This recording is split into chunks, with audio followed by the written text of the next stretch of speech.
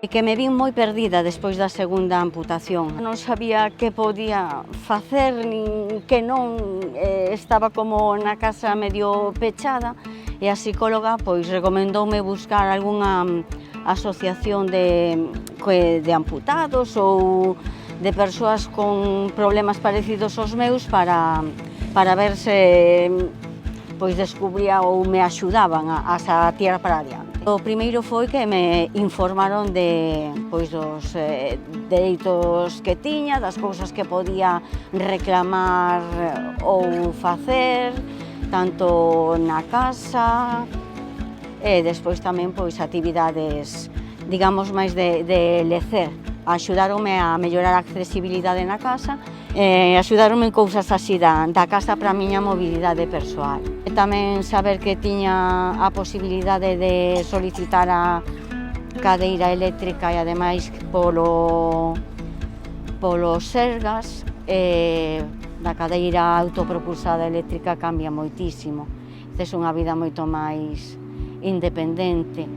Dixeronme tamén de axudas ou tal que podía ter, compramos unha furgoneta para poder ir ca silla, porque no coche esta silla non se pode plegar para metela. Entonces tamén tes máis independencia a hora de ir a sitios máis lonxanos que antes non ías. Dixeronme de facer fisioterapia, de facer yoga.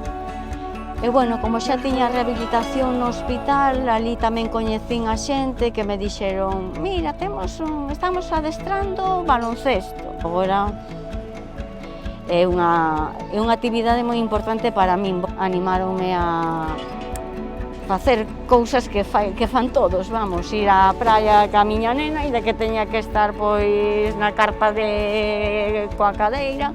Provei a silla anfibio para volver, eso sí que tiña moitas ganas de volver meterme, digamos, no mar, sabes, na auga do mar, sentila polo menos.